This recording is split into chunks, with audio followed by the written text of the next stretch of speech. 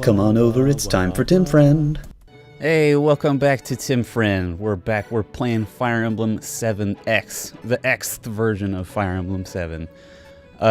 Today we're going to be figuring out who we're going to be training up. I did some scouting. I found out that the next chapter has we've got Force deployed Uther and Augustus, and then we've got 8 more slots after that, which is everybody except Harkin, Tony, Magnus, and Fargus. Now we said we were gonna to get Magnus up because Eagler and Hussar are kind of fallen by the wayside, and I think we are going to do training with that in mind. So we are going to attempt the Eagler maneuver, where we have someone much lower level than Eagler try to kill him.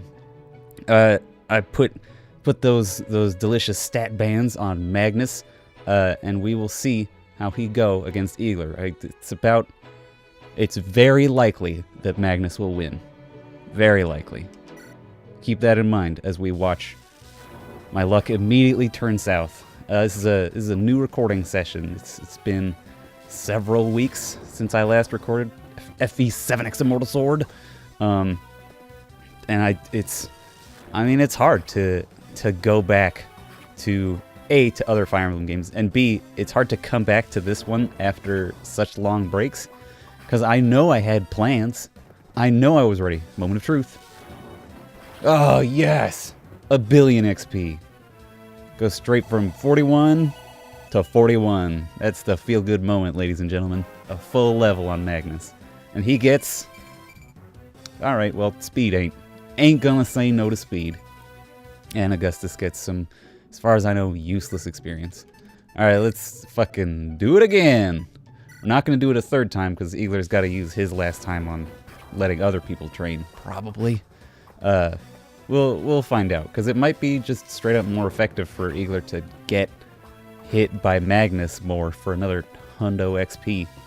But yeah, I know I had plans. I only vaguely remember them.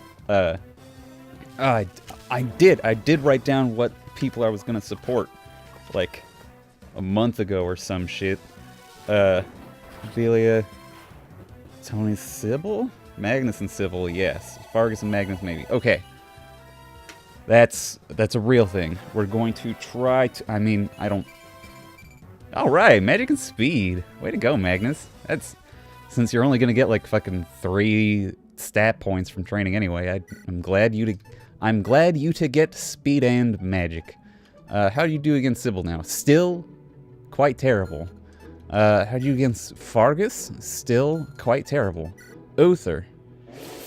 You got the whatchamacallit, the even odds that you had against Eagler against Uther now, except Uther's gonna get his guts bonus, which may mean, yeah, I think that would mean Uther would win slightly faster. Against Marcus, I need 5 hits against Marcus, who only needs 4 hits against him. Roughly even odds. Hussar, he blows up, apparently. Shit. That's pretty fucking good. And he will get 67 experience points out of it. Against Leonard, 4 hits and then 5 from the enemy. Okay. Excuse me, getting started right here at Tim Friend Studios. Tim Frienda Studios. Oh man, I am so tired. I'm just exhausted. I don't know why either. It's not like I slept well last night. I've just been... I had such a bad sleep schedule for myself recently. I don't know what caused it. Oh yeah, this is easy mode for Magno. I don't know what caused my bad sleeping schedule. I know, like, I went to a comedy show a few days ago, and that went till, not even as late as I was expecting, but it went, I thought it was going to go super late, so I was like, oh shit, well now I'm ready, because I got my bad sleep schedule. I've been staying up till like 1 in the morning, because I'm, should be going to sleep at like 10, because I am old and withered, decrepit. But no, it's, I've been staying up super late. It's been hard for me to get to sleep like a normal boy at a normal time. Leonard, who can you even kill? No? Maybe. Shit. Oh, let's give him the growth bands. Apparently the growths do not even affect him in training, but they do give him immediate stats, which is even better. I need a healer. Leonard versus Eerie. Okay, that's 12. Still getting murdered. Still getting quite murdered against Fargus. 40 experience. I mean, he'll definitely win. Nothing.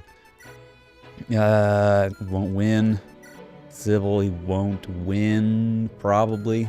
Definitely won't win. Definitely won't win. So I think it's just Leonard versus Fargus. Get a little bit of the XP. I do like Fargus's little pink and purple and white design. It's nice. It's weird to see a pirate not in the red and white of an enemy, or in the blue and white of Dart from Fire Emblem 7. Or, I mean, Geese? Is that his name? Geese? Goose? Groose from Skyward Sword? I don't remember his name from Fire Emblem 6, but I barely ever used that guy, so it's not as ingrained in my head. Oh, perfect. Level up for Madeline. We can do 2 more trainees. Marcus could use some experience. Now that Isadora is just so dominant. She's so strong. She needs 4, he needs 3, only 35 though. Ooh. Oh, that's good. It's just that we want Eagler to be able to heal. So, well, that would be 75. We want to get more than 75 experience out of it. So we could do that with Leonard and Marcus. Let's do that. But we'll have Marcus win. Go Marcus. Yay. Yes, get in your pound of flesh, Leonard.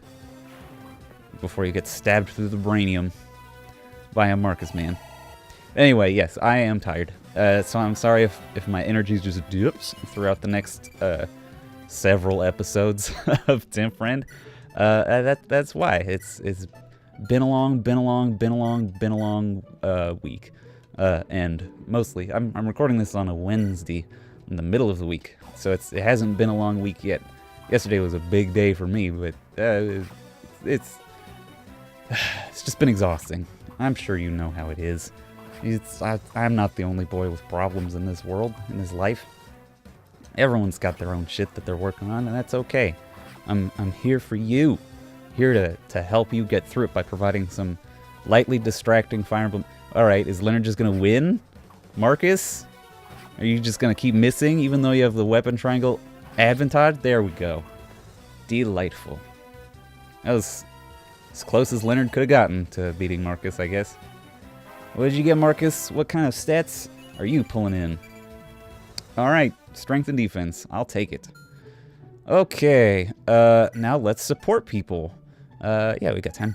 Alright, so we incredibly have already enabled Leonard Uther A. So we're gonna do that shit immediately.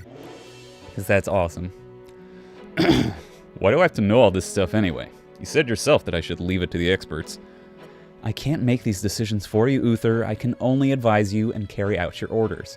And what if I'm busy elsewhere, or if I'm taken out? You will need to fend for yourself at some point. Yeah, I guess. Besides, the same principles you use in dealing with these local politics will apply on the grand stage. Threats of invasion, false alliances, propaganda campaigns.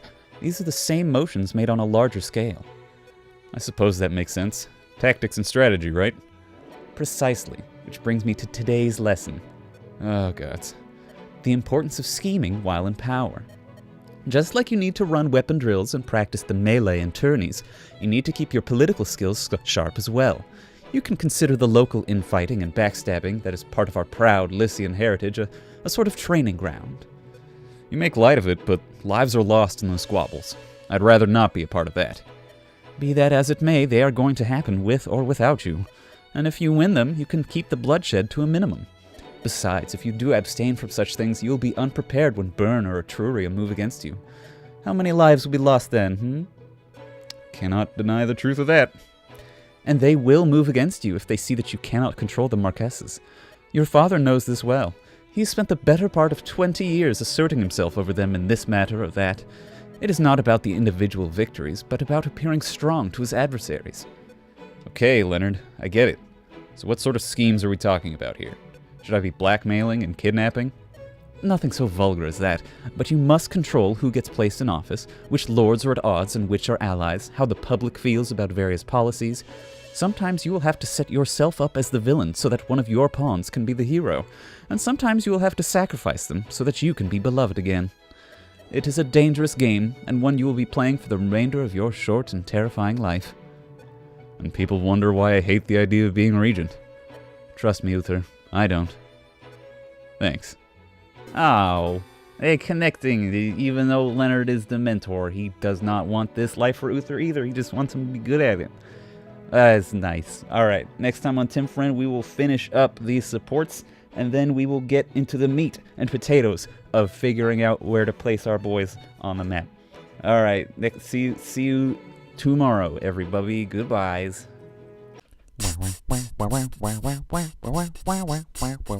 We're Tim Friend.